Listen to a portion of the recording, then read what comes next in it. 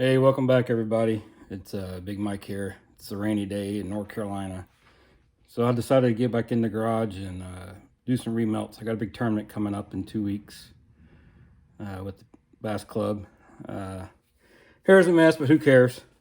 So I'm in the process of taking a lot of my remelts, store up a big jug at one time, and I kind of try to gravitate to all the greens, chop them up, heat them up.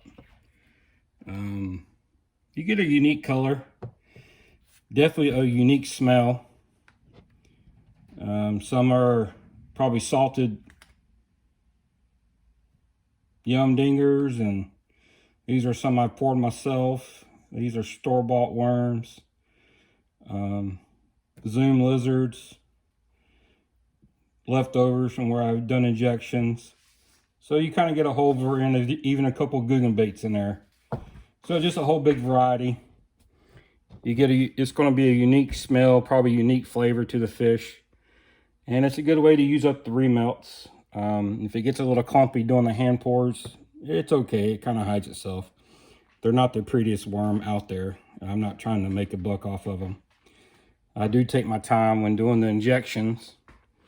Those I have sold some, and I try to do a more professional job. I'm not just out here, let's go to work for 5 minutes, knock it out. So we're going to try these out next week. I'm fishing with a guy named Will in the Bass Club. I have a Tracker 175. He has a Tracker 195. So it's going to be kind of different for me fishing in the back seat.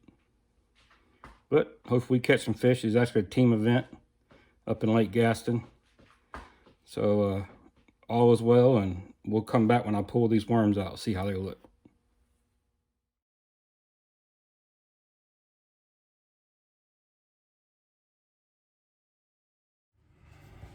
All right, so it's been about 20 minutes. We're gonna pull these worms out, see how they look. It's an 8-inch and a 9-inch. I also have a 10-inch, but I did not pour those today.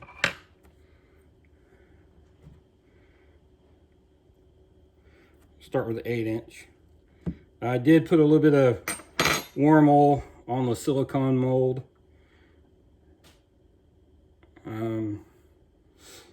Yeah, it smells for sure.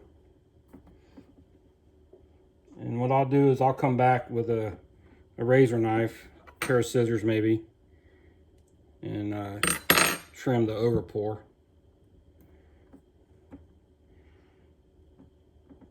The mold, I believe, is a copy of the Zoom old monster worm, maybe. I got it online, so it's, unless you just do a direct copyright infringement, this is very common in the soft lure world, making your own stuff. You know, guys, they'll take 6 worms, they'll make a hard mold, I guess a negative or positive, whatever they call it, and then they'll pour silicone mold over it, which is what I have, and they'll use it for a while and they sell it. That's how I got these molds. I bought them from a guy online. He was selling all 3 molds. I bought all 3 molds and shipping for 18 bucks. So who got the best end of the deal? Maybe me, maybe him, I don't know. But there's 8 worms, untrimmed, ready to put in a bag, ready to go. Like I said, 8-inch, 9-inch, and basically at this time it didn't cost me anything because I used remelts. And all I did was just, I mean, I can show you real quick. It's super easy. I'm actually going to do some brown. You know, that lizard missing the tail. Some guys online, they'll throw them in grinders. Problem with that is the smaller pieces make bubbles. Here's the Zoom Ultra Speed Crawl. I'm not prejudiced. I'll reheat anything. Zoom 4-inch lizards. I have a lot of those. That's one of my primary go-to lures in the summer when it's hot, especially at Lake McIntosh. Here's the back half of I want to say Dixie Creek here out of North Carolina. That's one of their crawls I actually got in a Lucky Tackle Box maybe a year or so ago. Here's some Pumpkin Magic. And like I said, this is going to be a totally unique color. And over here, this is some fresh pumpkin that I have made. I was doing some ejection molds for a guy, and I had some leftover, so I can mix some brown in there if I want to make it more of a traditional pumpkin color. And I also have the colorant. I could add the colorant too. And here's an open tail mold worm. It's a 6-inch stump tail. It's in my pile to be reused. It might have had a air bubble in it, or I just didn't like the way it fished, so I put it in a recert pile. So that's the great thing about, if you do this as a hobby, if you don't care about how things look, buy open pore molds. They're dirt cheap.